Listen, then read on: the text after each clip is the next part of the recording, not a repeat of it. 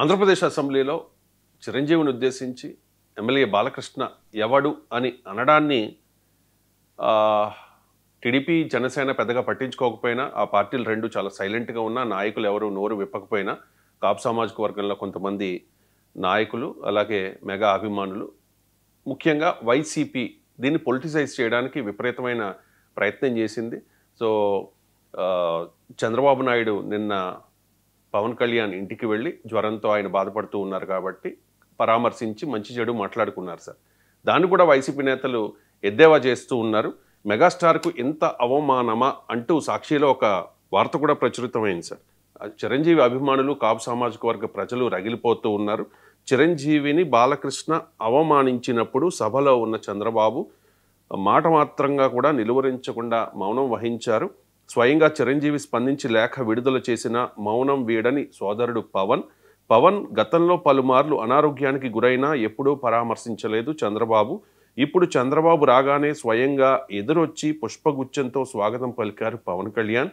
జ్వరం నెపంతో హైదరాబాద్కు వెళ్ళిన చంద్రబాబు నాయుడుతో మంతనాలు. అన్న స్పందించిన తమ్ముడు నోరు విప్పకపోవడంపై కాపు సంఘాల నేతలు చిరు అభిమానుల ఆగ్రహం. ఇది మరో రాజకీయ డ్రామానేనని రాజకీయ వర్గాల్లో చర్చ.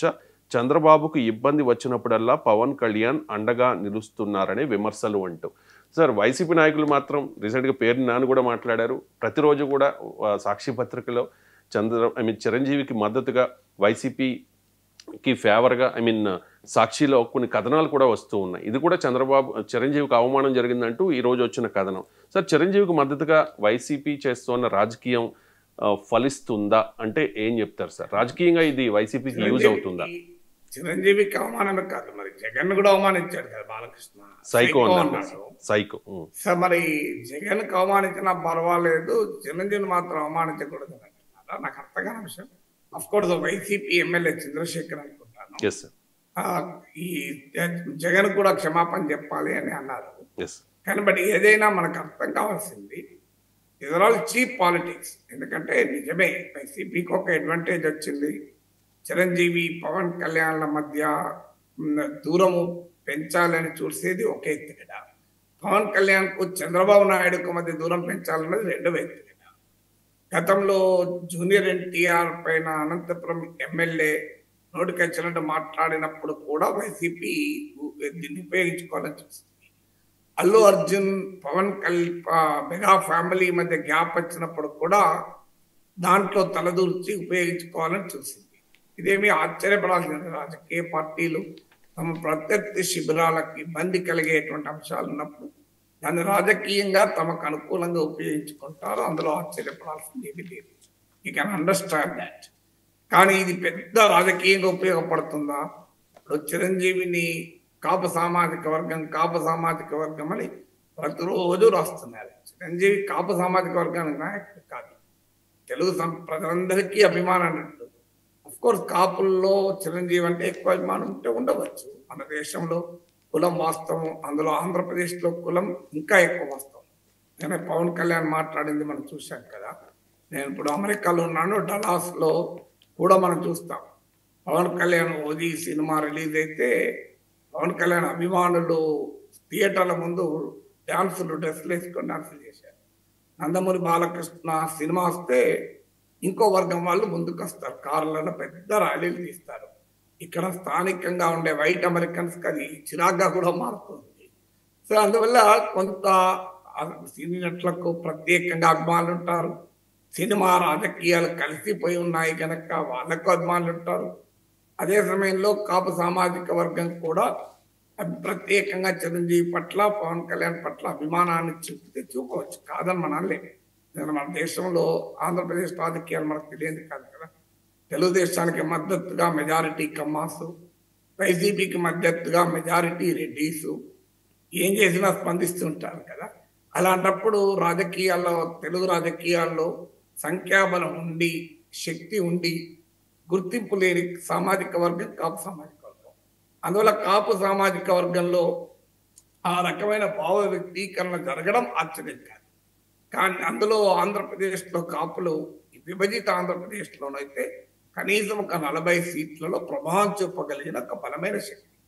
ఆంధ్రప్రదేశ్లో వైసీపీ ఘోర పరాజయానికి ముఖ్య కారణం చంద్రబాబు నాయుడు, పవన్ కళ్యాణ్, టీడీపీ, జనసేనలు కలవడమే కాదు, ఒక అన్నేచురల్ సోషల్ కోalition ఆంధ్ర రాజకీయాల్లో కనిపించింది. ఒక అసహజమైన సామాజిక సంబంధం, అంటే కమ్మ కాపులను కలపడం అనేది మామూలు విషయం కాదు. అందరికీ తెలుసు, పచ్చిగా మాట్లాడుకుంటాం అనొచ్చు, కానీ పవన్ కళ్యాణ్ అన్నప్పుడు నేనంటే తప్పేం లేదు కదా, కులం పిచ్చి ఆ మేరకు ఉంది అని.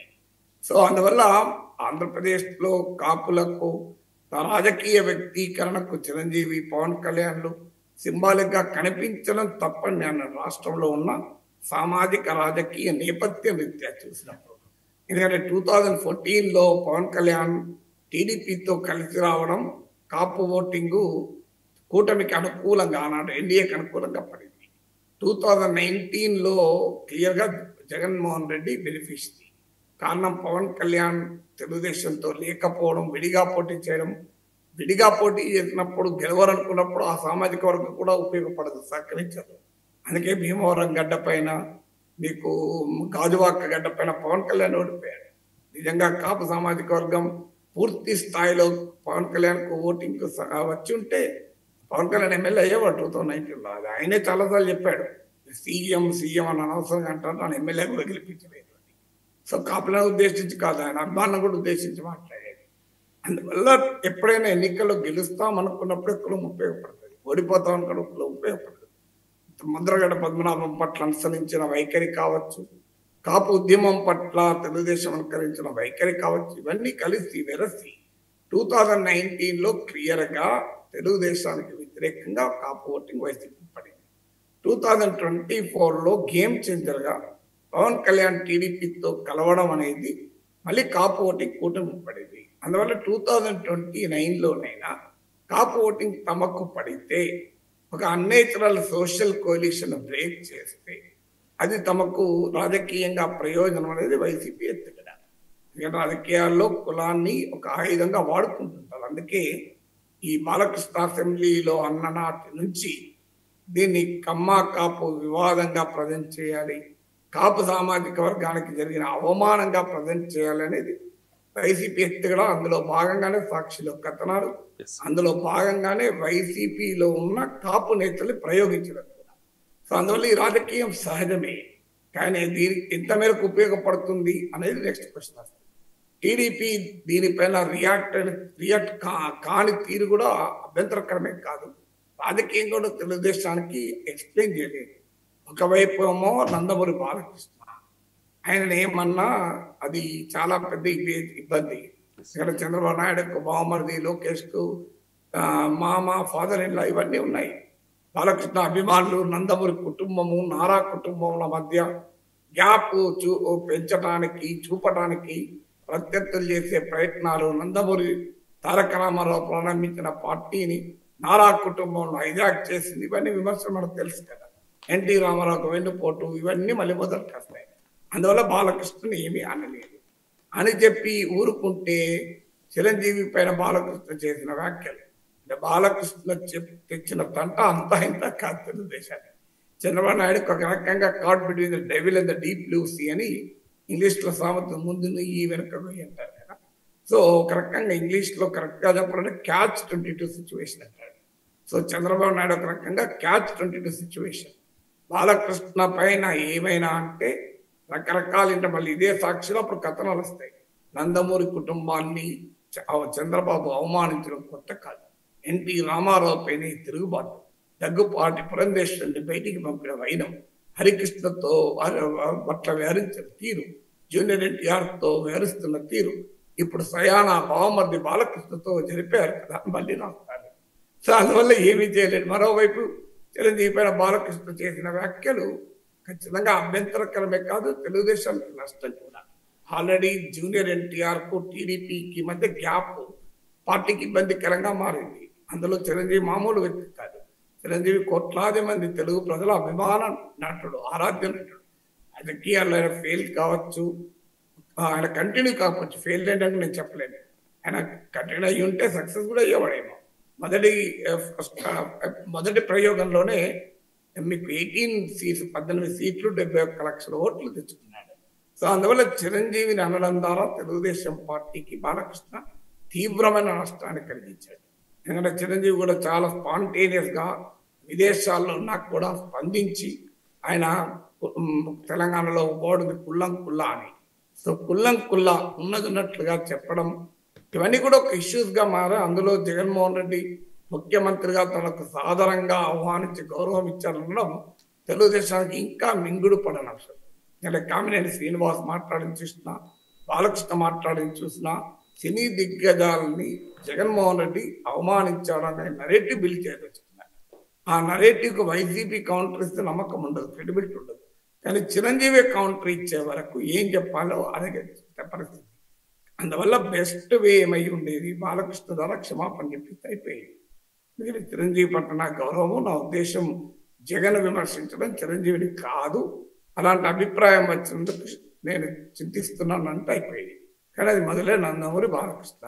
ఆయన మరి చంద్రబాబు చెప్పినా వింటాడా అని సభలో కూడా మీకు ఉపసభాపతి వారించలేదు, చంద్రబాబు నాయుడు వారించలేదు. సో ఈ వ్యవహారం మనం చూసాం కదా. అందువల్ల ఖచ్చితంగా ఇది తెలుగుదేశానికి ఇబ్బందికరమైన పరిస్థితి వస్తుంది. తెలుగుదేశానికి ఇబ్బంది కనుక వైసీపీ దాన్ని ఉపయోగించుకోవాలని చూస్తుంది. కానీ దీనివల్లనే వైసీపీ ఏదో పెద్ద ఎత్తున ప్రయోజనం పొందుతుంది అని అనుకోరు. చిరంజీవి కనుక పవన్ కళ్యాణ్ వ్యతిరేకంగా కూడా వ్యతిరేకంగా స్టాండ్ తీసుకుంటూ ఉపయోగపడుతుందేమో. కానీ చిరంజీవి మళ్ళీ పవన్ కళ్యాణ్తో కలిసే ఉంటే వైసీపీకి ఇదంతా ఉపయోగం ఉంటుందా? అందువల్ల అంత సులభంగా మెగా కుటుంబ రాజకీయాల్లో దూరి ప్రయోజనం పొందాలని చూస్తే ఆల్రెడీ అల్లు అర్జున్తో వైసీపీ ఈ వ్యవహారం చూసాం. ఇప్పుడు ఈ వ్యవహారం నిలబడుతుందని అనుకోను, ఉపయోగపడుతుందని అనుకోను. రేపు చిరంజీవి కనుక పవన్ కళ్యాణ్ మద్దతుగా రంగంలో దిగాడు అనుకోండి, ఇక బుమరాంగ్ కూడా అవుతుంది. అందువల్ల రాజకీయాల్లో విజయానికి షార్ట్ కట్స్ వెతకడం కన్నా ప్రభుత్వంతో అసంతృప్తి చెందుతున్న ప్రజల్ని సమీకరించి ప్రజలు వ్యతిరేకించే విధానాలపైన ఫైట్ చేసి అసెంబ్లీకి కూడా వచ్చి ప్రతిపక్షంగా తన పాత్ర పోషించి జనం ఎప్పుడు పొందాలి తప్ప ఈ పొలిటికల్ షార్ట్ కట్ వల్ల ఉపయోగం వస్తుందని అనుకుంటున్నాను.